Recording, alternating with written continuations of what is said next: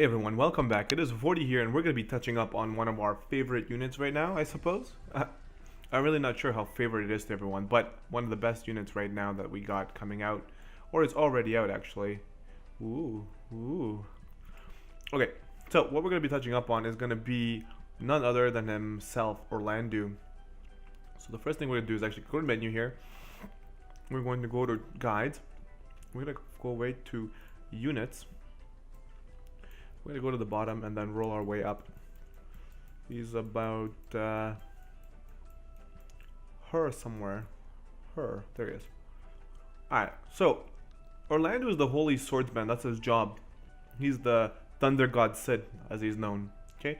So if you really want, you can actually pause this here and you can read this. I just don't want to go too long in it. But that's what it says for his description on what his character is. Okay? There's another description here. When he is awakened, this is what he says. When you summon him, he also says these words. You must walk the path that you, and you alone, believe in. And then this here is for when you get his trust mastery. He tells you that it's like I'm looking upon a childhood friend. I am truly blessed with good companions. So that's what he says there. For idling, he just sits there, just looks like a badass. If we go to attack, this is what he looks like when he attacks. When he chants means when he's like getting ready to cast a spell, pretty much. That's what he's doing. When he casts the magic, he puts his hand out and then glows a little bit. His limit burst. One more time, limit burst. Boom, boom. And when he wins, he swings his sword, and then he slides it into his little pocket, his sword pocket, the hostel. When he's dying, he's down on one knee, the sword's put into the ground. When he loses, he is face down like a true boss. Okay, and then when he's just a badass. That's it. So that's pretty much what we're going to do there. As far as Orlandeau himself goes, he's actually a really good unit. As far as ranking goes, I'm going to have to rank him below Olive. As far as damage, like single target damage, okay? As far as single target damage, I'm going to rank him probably a little bit lower than Olive. I think Luneth also still outperforms him as far as single targets go. Okay, so as far as the unit wise, Luneth and Olive are better than him on single targets. As far as chaining, elemental chaining, and those things like that, nobody can connect with him. So those are my opinions. That's how I feel about it. It's just the way that they hit and how they work. I have Luneth, I have Olive. I've tested it out here. They hit way harder than him on a single target. But if you have more than two Orlandeaus and they start chaining, it can't be stopped. There's no other unit where you can get two of them right now, and they're going to do really, really well. I mean, as well as Orlandeau. Obviously, you can get two Chizurus. You can get units like that where they have high chains, like, what's his face? Yon. Their chains get really, really high, but they're just not as efficient and as strong as Orlandeau. And that's why Orlandeau stands out and is going to be above them for a long time as far as chaining capabilities. But overall, single target units, if you have Olive, you're still going to be really, really good. If you have Luneth, you're still going to be pretty good, but Luneth is a little bit gear intensive. So is actually Olive. You need Olive's TM in order to make her effective. Or in the future, when we get better guns, you're going to get those to be more effective. But no matter how you gear her up, you're always going to need Sparky, because Sparky gives you the double hand. Anyways, those two are better than him as far as single target. He is better as chaining. So now I'm going to jump into my second screen here. Hopefully this goes smooth like butter. Did it go smooth? There it is. It went smooth. Lots of words. Alright. So as you guys can see there, we got a bunch of things here we're going to talk about his abilities. So on the top left there, we're going to be looking at Crush Weapon. So Crush Weapon is his break move. He essentially decreases the attack and magic by 40% for 3 turns. And his multiplier is about 1.9, which is it's a decent hitting break move. Okay, if you need to break, you can. He does magic and attack there as well. The next one is North Swine's Strike. It's a pretty strong hitting move. It ignores armor by 40%, and it's a multiplier of 1.6, which is not that bad. The next one down is called Cleansing Strike, which is one of my favorite moves that he has.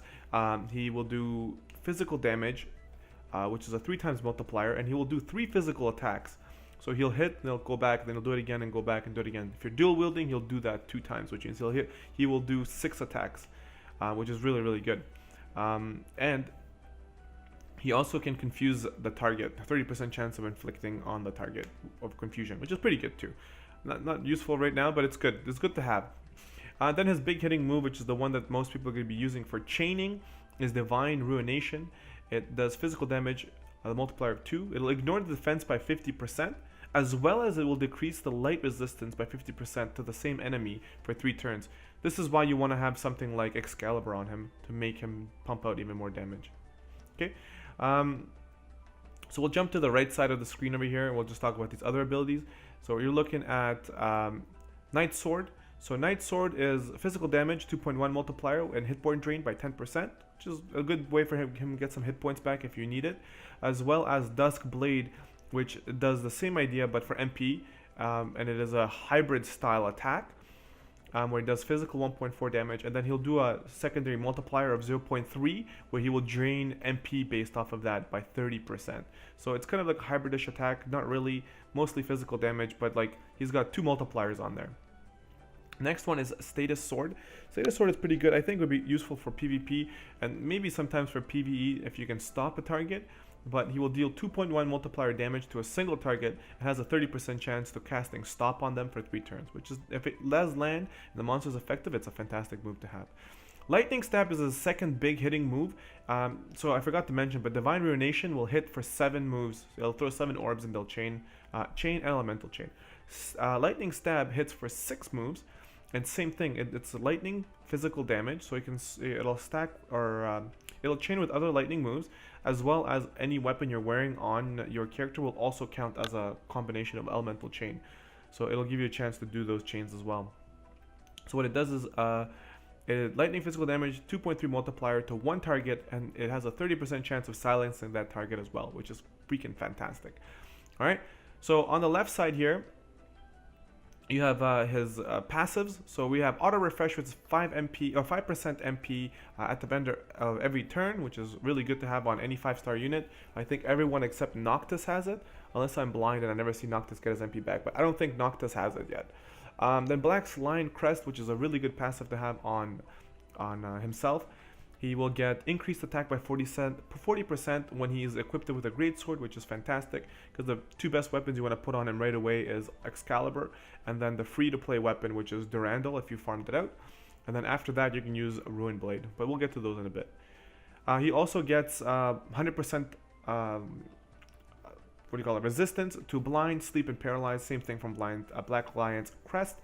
He then gets War Sense, which will increase his limit gauge filled by 200%, which is pretty good to have on him, though his special limit burst ability is not that good.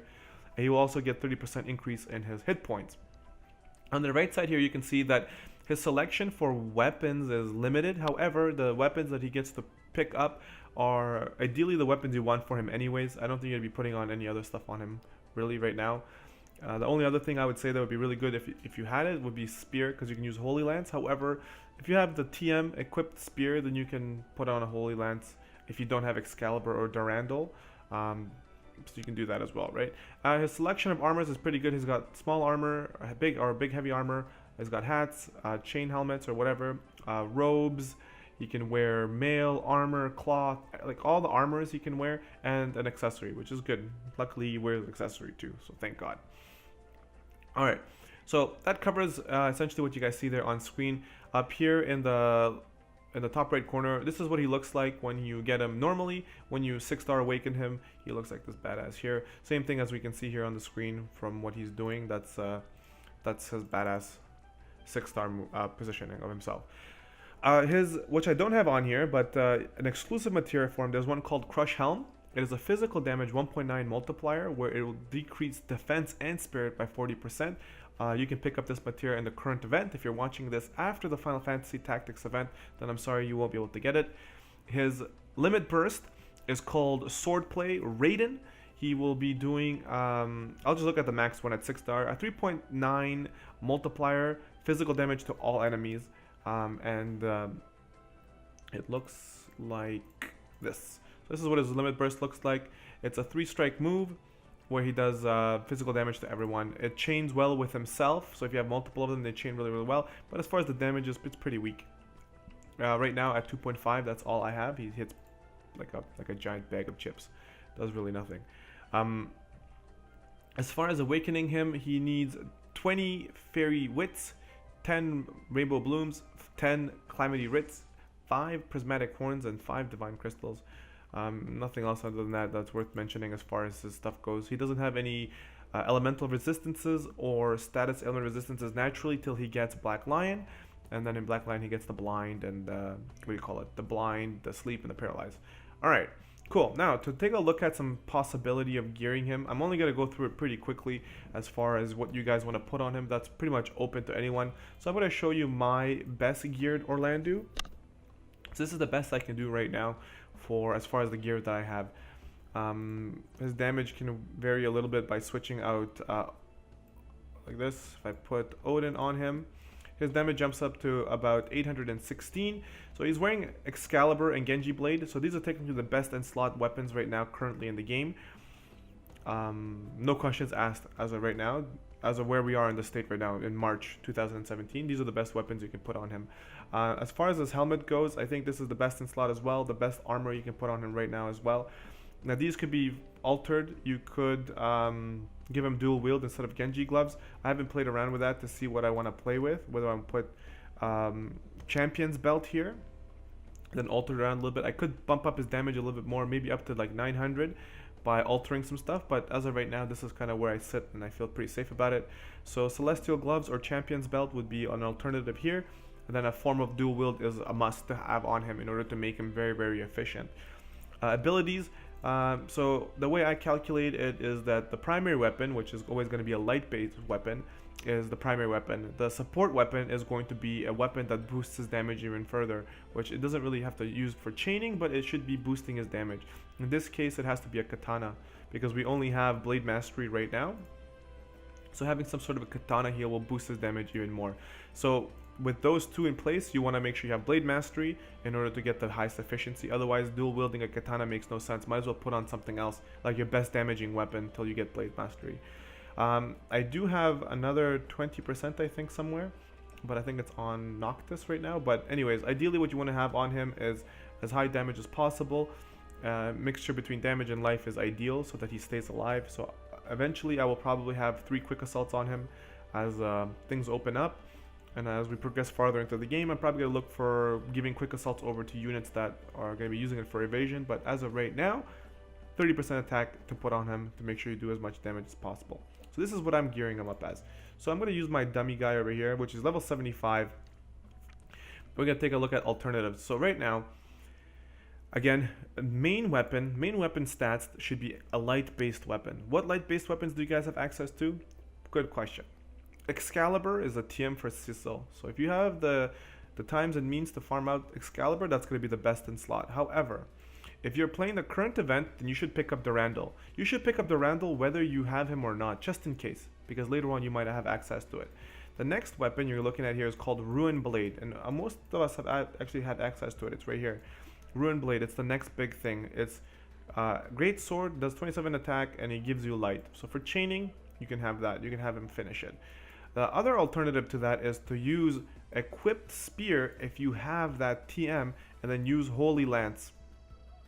It'll actually give you better performance on that. Okay?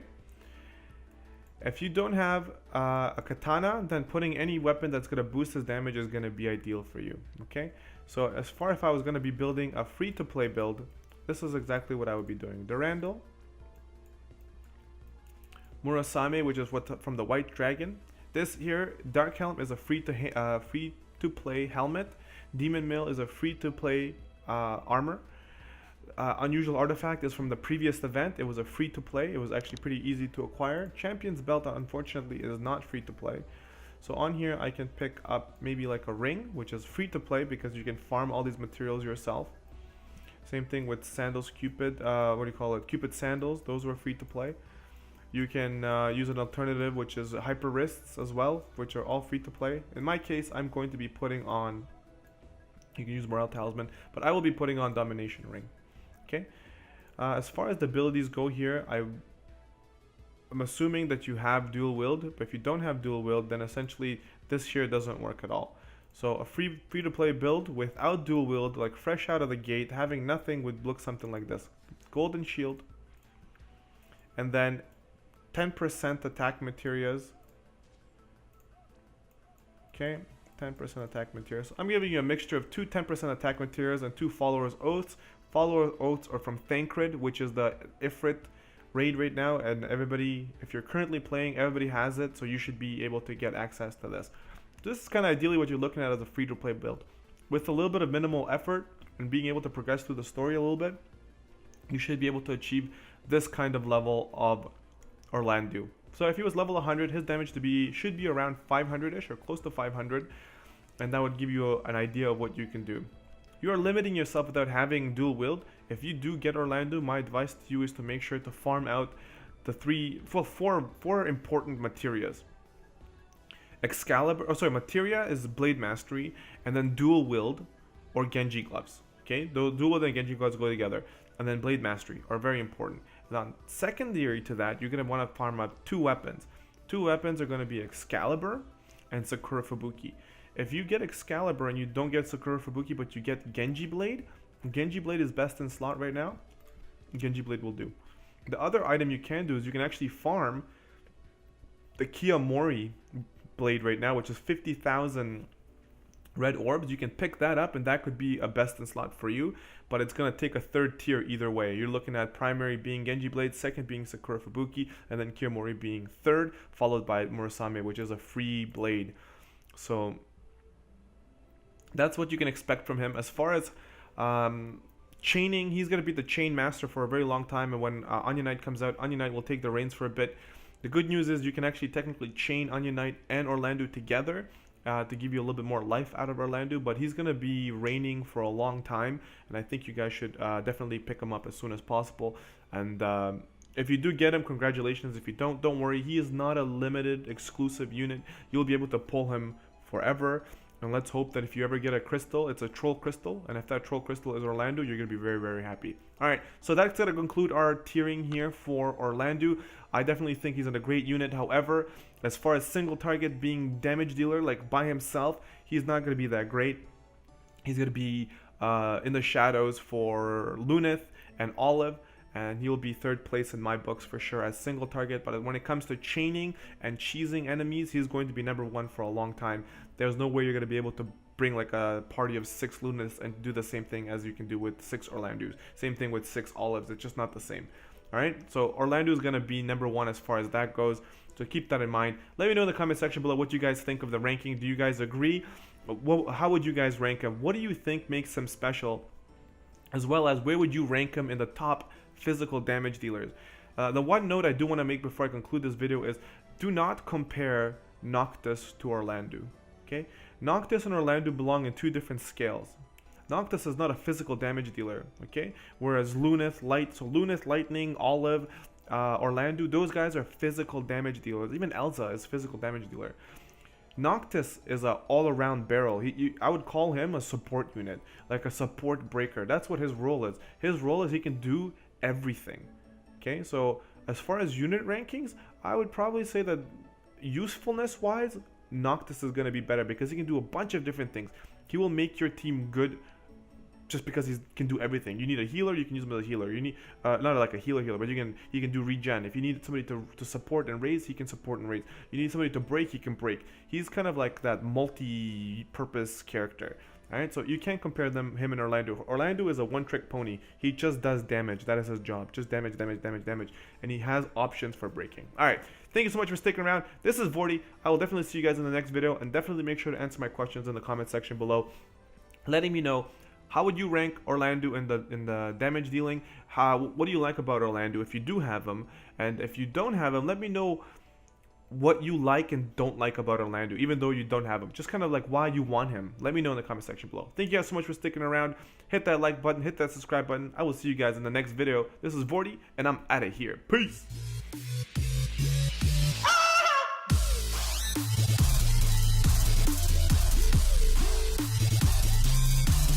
I said it.